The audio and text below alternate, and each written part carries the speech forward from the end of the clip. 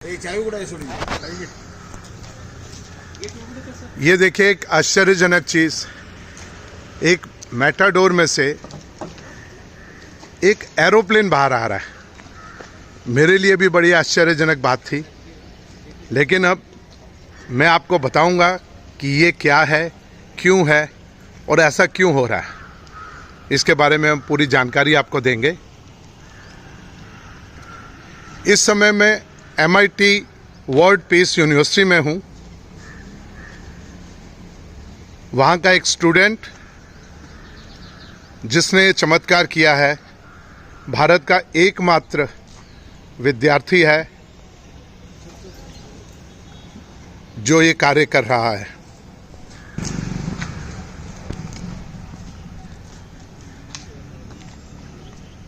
MIT world peace university WPU school of design.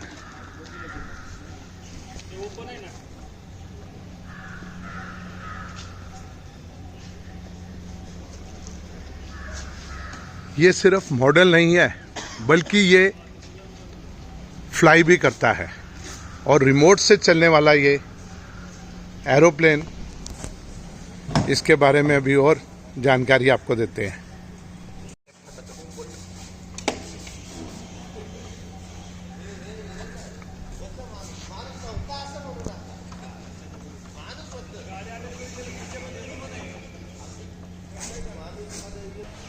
ये है जी हर्षल माने, एक साधारण सा दिखने वाला विद्यार्थी ऐसा चमत्कार करेगा कोई नहीं जानता था। और अभी ये पढ़ाई कर रहे हैं। जब अपना कोर्स पूरा कर लेंगे तब क्या चमत्कार करेंगे, ये तो हम हर्षल से ही पूछेंगे।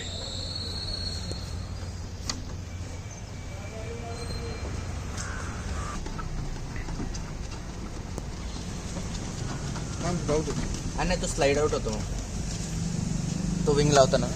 ये देखिए जी,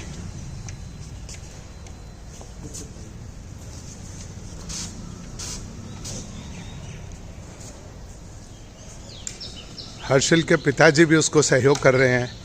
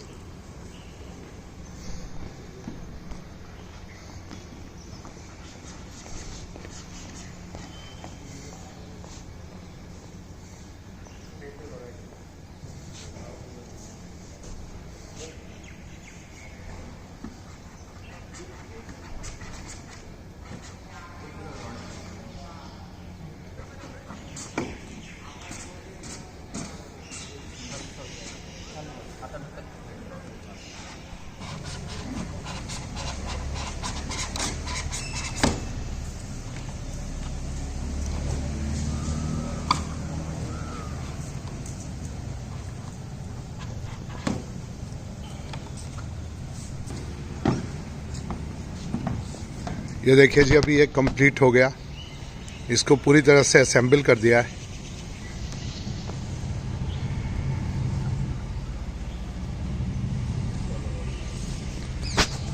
हर्षल, ये मन में कब आया, कैसे आया कि मुझे जो ये होता है, ये एरो मॉडल कहते हैं, एरो मॉडलिंग कहते हैं। एरो मॉडलिंग के यहाँ पर पुणे में शोज़ होते हैं हर साल दिवाली की टाइम पे, SP कॉलेज के ग्राउंड पे। और उधर से 11 साल पहले सीखा था, मतलब देखने गया था। जो एरो मॉडलिंग है अपना शोज़ होते हैं वो देखने गया था। उनके पास से एक जन का नंबर लिया, उनसे सीखा और आगे जाके उसी में परस्यू किया हॉबी के लिए और एज अ स्पोर्ट के लिए। अभी पिछले 5 साल से मैं स्पोर्ट के हिसाब कर रहा हूँ और इंडिया को रिप्रेजेंट कर रहा हूँ। इंडिया को रिप्रेजेंट कर रहे हैं, तो उसी समय मन में भाव आ गया था कि मुझे भी हवाई जहाज बनाना है। हाँ, बहुत पहले से मतलब मेरे को मुझे पसंद ही था कि हवाई जहाज़ और कैसे उड़ता है, क्या उड़ता है, कैसे होता है, वो जानने का और वो करके देखने का। फिर उससे इंटरेस्ट आया, इतना है। तो ये इसके लिए क्या कोर्स किया आपने? कोर्स का नहीं है ज़रूरत, पर ट्रेनिंग सेशंस लेने पड़ते हैं। मतलब ट्रेनिंग आपको कैसे प्लेन फ्लाई करता है, कैसे आपको रिमोट से कंट्रोल करना पड़ता है, वो सब आपको सीखना पड़ता है। वो भी ट्रेनिंग ही हुई ना? हाँ, तो ये क्या यूनिवर्सिटी में ट्रेनिंग होती है नहीं, या प्राइवेट होती है? प्राइवेट होती है। मतलब अभी मैं जिनसे सीखा उन्होंने मुझे सिखाया कि ट्रांसमीटर यूज़ कैसे करते हैं, प्लेन कैसे यूज़ करते हैं और फ्लाइंग कैसे करते हैं, तो बेसिक्स उनसे सीखा। लेकिन क्वालिफिकेशन आपकी इंजीनियरिंग तो होगी ना इसके पीछे? हाँ, तो क्वालिफिकेशन क्या है? क्वालिफिकेशन ऐसा लगता नहीं है, कोई भी सीख सकता है, कोई भी उड़ा सकता है। अरे वाह। तो आपने पढ़ाई में क्या कोर्स किया? मैं अभी बैचलर ऑफ डिज़ाइन कर रहा हूँ इसी कॉलेज में। इसी कॉलेज में बैचलर ऑफ डिजाइन कर रहे हैं। अभी कितनी आयु है आपकी? सर आपकी एज कितनी है अभी? हाँ, 23। 23। हाँ। तो ये कब से कर रहे हैं? ये मैं कर रहा हूँ 13 साल से। हाँ, 13 साल की उम्र से। मतलब 10 साल हो गए आपको करते हुए, जब आप स्कूल में थे। हाँ। क्या बात है।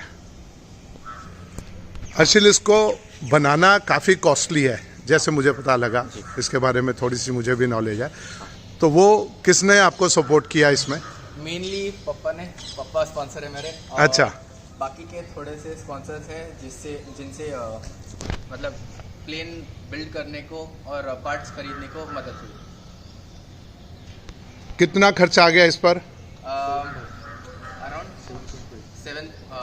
7 लाख तक आ गया है। 7-7.5 लाख रुपए इस पे खर्चा आ चुका है। ये आपका प्लेन कितनी देर उड़ता है? ये उड़ता है आराम से उड़ेगा 15 से 20 मिनट तक। इसमें 2 लीटर का पेट्रोल टैंक है, जिससे आप आराम से उड़ा सकते हो या आपको जैसा चाहिए वैसा उड़ा सकते हो। पर आप अच्छे से उड़ाया तो 20-25 मिनट्स तक आराम से दे सकता है।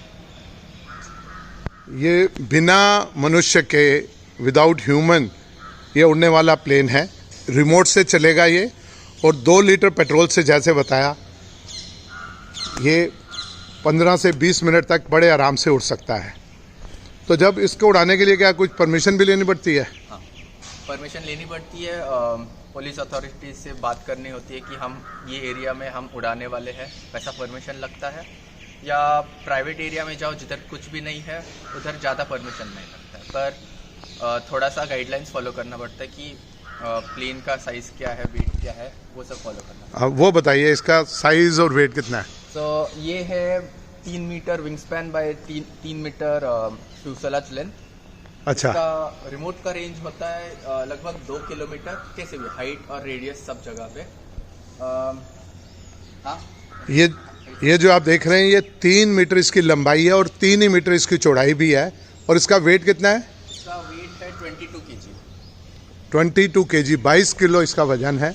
और रिमोट से ये 2 किलोमीटर के एरिया में, हाइट में भी और दोनों तरफ, मतलब रेडियस में चारों तरफ, ये 2 किलोमीटर के एरिया में ये उड़ सकता है। तो आपको आपकी यूनिवर्सिटी से इसके लिए कोई स्पेशली हेल्प मिली? मैंने पूछा है, यस, हाँ मिलेगी। अभी इस साल कॉम्पिटिशन्स है अगस्त और जून और अगस्त में, तो उसमें हाँ आप अपने कॉलेज की तरफ से रिप्रेजेंट करेंगे पहली बार। तो कल आपने डिस्प्ले किया, आपने आपका नया कॉलेज की ये बिल्डिंग नहीं शुरू हुई है, WPU स्कूल ऑफ डिज़ाइन में। तो इसमें कल हमारे लोकसभा अध्यक्ष श्री ओम बिरला जी ने भी इसे देखा। तो क्या रिव्यू थे उनके इसके बारे में? अच्छे थे उनके। उनका एक्सप्रेशंस वगैरह अच्छे थे और उनको पसंद आया लगता है बहुत। हाँ। अच्छा, तो हाँ। फ्यूचर प्लान क्या है? आप इसके बाद आगे क्या करने की सोच रहे हैं? इसमें फ्यूचर प्लान्स मेरे तो नहीं है। मतलब अभी ये स्पोर्ट के लिए, मेनली स्पोर्ट के लिए मैं फोकस कर रहा हूँ इसको करने का। और फ्यूचर में मेरा तो यही होगा कि कॉलेज से कुछ होए और प्रोडक्ट डिज़ाइन में मेरा हो जाए। इसी में कुछ और आगे किया जाए। इसी में भी कर सकते हैं या दूसरी चीज़ें भी कर सकते हैं। क्या इसके बाद आप खुद भी ऐसा प्लेन बना सकते हैं जिसे खुद चला सकें? है मुझे वैसा करना है, पर रिसोर्सेज कम है इंडिया में, तो हाँ, पर हाँ, बिल्ड करने में, उड़ाने में खुद से वो ज़्यादा मजा आएगा। नहीं, पर बनाने के लिए एरोनॉटिक इंजीनियरिंग की पूरी नॉलेज होनी चाहिए। हाँ हाँ। तो आपने वो कोर्स क्यों नहीं चुना? सच में बताओ तो मेरा मैथ्स इतना भी ज़्यादा अच्छा नहीं है। हाँ। मैथ्स ज़्यादा लगता है, फिजिक्स ज़्यादा लगता है, मेरा स्ट्रॉन्ग सब्जेक्ट नहीं है वो। ओके। इसलिए मैंने ये तो एज ए स्पोर्ट्स आप इसको आगे बढ़ाएंगे और इससे भी बड़े बड़े प्लेन बनाने के हाँ, बारे में सोचेंगे, फ्यूचर प्लानिंग जो है। Future planning. वेरी नाइस जी। एक बार आपके पिताजी से भी मिलते हैं जी। आइए सर। आपका क्या नाम? नमस्ते, मेरा नाम वीरेंद्र माने है। आप क्या करते हैं? मेरा बिजनेस है कंप्यूटर सॉफ्टवेयर में। अच्छा जी, तभी ये संभव भी हो पाया, क्योंकि ये आम कोई भी माँ बाप इस तरह की ज़्यादा खर्च है इसमें जी। लेकिन हमने देखा कि इसमें पैशन है, स्किल है और हमारे पास रिसोर्स है कि हम उसे टाइम दे पाए और खर्चा भी कर पाए। जी। तो मुझे ऐसे लगा कि इसके अगर किसी के पास पैशन और रिसोर्स है, स्किल है, तो it would be a crime not to support it. तो हमने सपोर्ट किया। क्या बात है। ऐसे टाइम काफ़ी देना पड़ता है। अभी आपने देखा असेंबल करने में, तो हमारा पूरा घर इसी में के लिए। नहीं, बिल्कुल। आप गाड़ी भी इसी के लिए लिया क्या? हाँ, गाड़ी इसके लिए लेना पड़ा। क्या बात है। वो जो गाड़ी से उतारा गया था वो गाड़ी इसी के लिए आपको खरीदनी पड़ी, क्योंकि इसको सब जगह लेके जाना पड़ता है। तो कहाँ का पार्टिसिपेट किया अभी तक आपने? मैंने अभी तक यूरोप में कंपटीशन में पार्ट लिया। किस किस कंट्री में? स्विट्जरलैंड, स्पेन, फ्रांस, चेक रिपब्लिक, इटली, स्लोवाकिया ऐसे है, और ऑस्ट्रेलिया और यूएस में पार्टिसिपेट कर चुका हूँ। Very nice. तो वहाँ कुछ प्राइज भी विन किया आपने? हाँ, मुझे अभी तक 7 पोडियम फिनिशेस है यूरोप में और ऑस्ट्रेलिया में। ऑस्ट्रेलिया में अभी 2019 में फर्स्ट आया था, और फ्रांस में सेकंड, स्पेन में सेकंड है, और इटली में सेकंड। कितने पार्टिसिपेट करते हैं, कितने कंट्रीज के बच्चे? अलग अलग होता है। अलग अलग ज़्यादा करके यूरोपियन कंट्रीज के होते हैं, पर 10-12 कंट्रीज के एक साथ आ सकते हैं। लेकिन अगर ऑस्ट्रेलिया वगैरह में हो तो दूर पड़ता है, या अमेरिका में भी हो तो दूर पड़ता है, तो उतने ज़्यादा कंट्रीज नहीं आते हैं। जो सबको पास में पड़ेगी यूरोप कार से ड्राइव करके आ सकते हैं। ठीक बात है। इंडिया से कितने लोग पार्टिसिपेट करते हैं? इंडिया से मैं अकेला अभी तक जाता हूँ, मतलब एक ही में टीम इंडिया एक ही है। क्या बात है जी। हमारी बहुत बहुत शुभकामनाएं। किसी ने हिम्मत नहीं की थी या जी, प्रयत्न नहीं किया था कि बाहर जाएगा। नहीं, बहुत अच्छा जी। ऐसे पेरेंट्स सभी को मिले जो अपने बच्चे की इच्छा है उसको पूरा करने के लिए। हमारे पेरेंट्स ये चाहते हैं कि वो जो सोचते हैं बच्चे को वो बनाएं। ये नहीं सोचते कि जो बच्चे में गुण है, जो बच्चे में टैलेंट है, उसको किस तरह से हम एक्सपोज करें, उसको किस तरह से आगे लेके आएं। ये बहुत ज़रूरी है। अगर आप सच में, वो सब माँ बाप को मैं सच में अपने हृदय से धन्यवाद दूंगा जो अपने बच्चों को इस तरह से अप्रिशिएट करते हैं, और बच्चे सिर्फ माँ बाप का ही नहीं अपने देश का नाम भी रोशन करते हैं। ये हमारे लिए बड़े गर्व की बात है। भारत के अकेले एरोनॉटिक प्लेन बनाने वाले, इसको क्या बोलते हैं एग्जैक्टली वर्ड? एरो मॉडलिंग कहते हैं। भारत के अकेले एरो मॉडलिंग में जो रिप्रेजेंट कर रहे हैं पूरी दुनिया में, उनके साथ हमारी एक बहुत ही अच्छी बातचीत हुई। मैं निर्मल रतनलाल वैद, इसी प्रकार से होनहार बच्चे और जो भी अद्भुत कार्य करेंगे इस देश में, उन सबको अपने चैनल के माध्यम से आप सबके सामने लाऊंगा। ये हमारे लिए बहुत ही गर्व की बात है, और मैं पुनः शुभकामनाएं देता हूँ हर्षिल को। मैं देहरादून से आया हूँ यहाँ पुणे, और हर्षिल माने, इसका नाम इतना इंटरेस्टिंग है कि उत्तराखंड में हर्षिल एक जगह का नाम है, एक टाउन है हर्षिल, और माने भी एक गांव है जो भारत का आखिरी गांव है। तो ये दोनों नाम एक ही व्यक्ति में मिल जाना, ये भी एक बहुत ही रोचक बात है। चलिए मिलते हैं इसी प्रकार से और भी लोगों को मैं और भी होनहार बच्चों को आपको दिखाता रहूँगा। मैं निर्मल रतनलाल वैद, आप मेरे चैनल के साथ जुड़े रहें, लाइक करें और कमेंट्स भी लिखें। आपके पड़ोस में भी इस तरह का जो भी होनहार बच्चा हो उसके बारे में आप मुझे ज़रूर लिखें ताकि मैं उसको भी पूरी दुनिया को दिखा सकूं। जय हिंद, जय भारत। ये जो नाम आप पढ़ रहे हैं ये है हर्षिल माने, और जिन्होंने ये एक प्लेन डिज़ाइन किया है, बनाया है। आप इसे लेकर कॉम्पिटिशन्स में पूरी दुनिया में जाते हैं।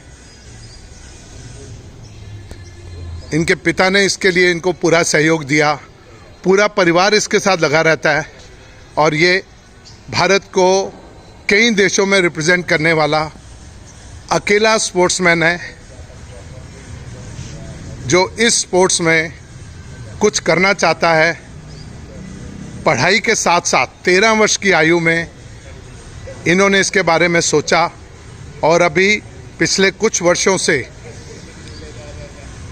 विश्व में भारत को रिप्रेजेंट करने वाले अकेले भारतीय हैं। ये वन मैन इंडिया टीम है